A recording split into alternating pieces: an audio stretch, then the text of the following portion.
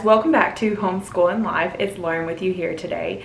And today I'm going to share all about our summer plans, what homeschooling is going to look like for us during the summer, whether we're going to homeschool or not during the summer, just some of our bucket list items and things like that. So I hope you find this encouraging and just a fun video for the summer as we are entering that new season. The homeschool year is coming to an end. I know some of you may year-round homeschool, some take a summer break, and so I just thought this would be kind of fun for everyone because as each season in homeschooling goes through, things are going to look different for everyone. Things are going to look different in your home as each season passes. So I just thought this would be interesting to most. So if you like this video, please give it a thumbs up and subscribe to our channel. We would love to have you here with us and join our community. Amanda and I are having just an enjoyable time doing this together, and we hope to have several videos out over the summer as well. So to kick off, first I'm going to talk about homeschooling over the summer. So most years for us, we have taken a summer break. We usually homeschool up until our public schools are done, which is the end of May here where we live. And that is what we did this summer.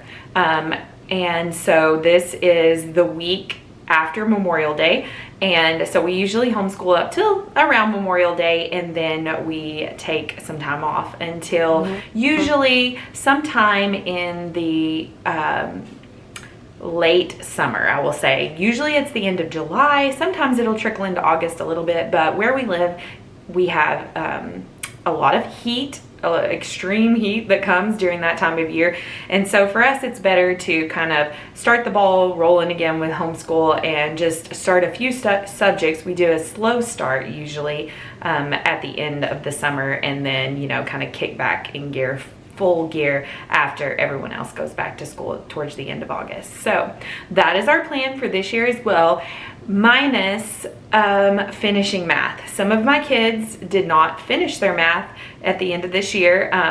Some of it had to do with like starting later. We finished some books from last year, so they started a little bit later into the school year, and so, you know, mid-fall or something like that. And so they're still finishing up a few things. They're close to being done. We're talking about the last, 15, 20 lessons for some, 10 for some.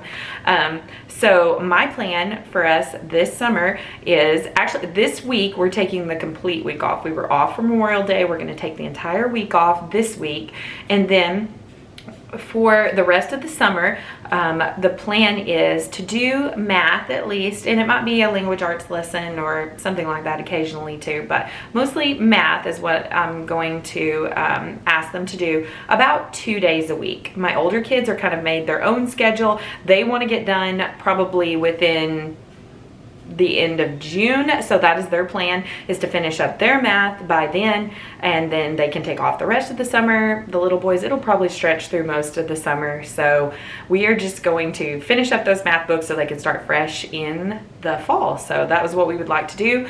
That will just take an hour out of a random day, once or twice a week. My goal is 2 days. That may or may not happen depending on our schedule. And we will also have some weeks off. I know at the end of this month, my older kids are going to a church camp, so they'll be gone for a week then, and we'll most likely take that whole week off as well. So it's very relaxed, and so we're going to get a few random things done, and it keeps those math skills sharp, which I find is the one thing that the kids, they struggle to get back into the groove of things, or they forget things over the summer.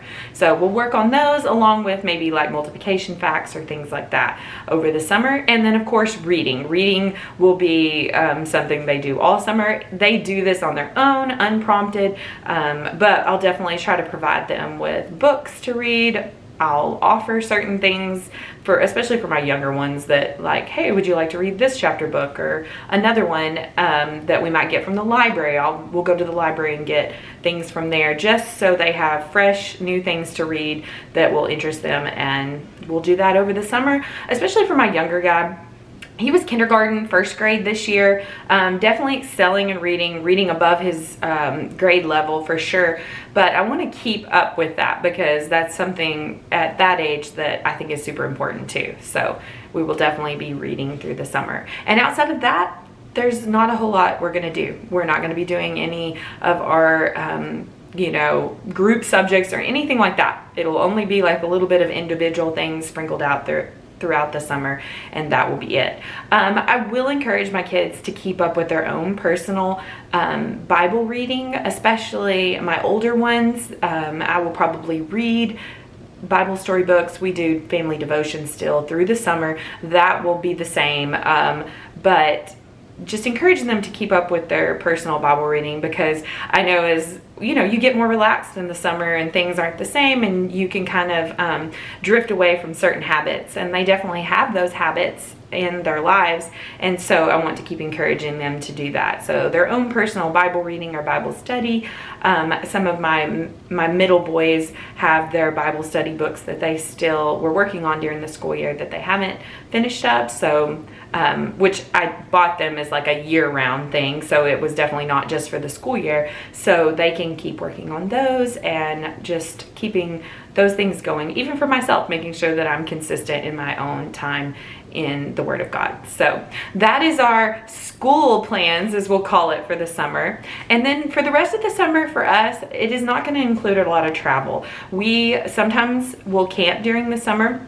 We do not have a camping trip planned per se, not that it won't happen, but we don't have one planned this year, and that's mainly due to the fact that we are adding on an addition onto our home right now. And so we had hoped to be a little farther along in this addition, and we had some setbacks between some health issues and some weather that has held us back. So that is going to be our main goal for this summer, is to get this house addition hopefully into the dry as we get closer to the school year, hopefully accomplished a lot of it, because that would we have sports that are going to pick back up towards the end of summer and into the fall, so we're going to focus a lot on our home edition. And for me, that's life schooling. That is homeschooling and learning at its best. My kids will be helping with this home edition. The whole family will be helping with it. So that is a huge goal for our family this summer, is to get that accomplished. And so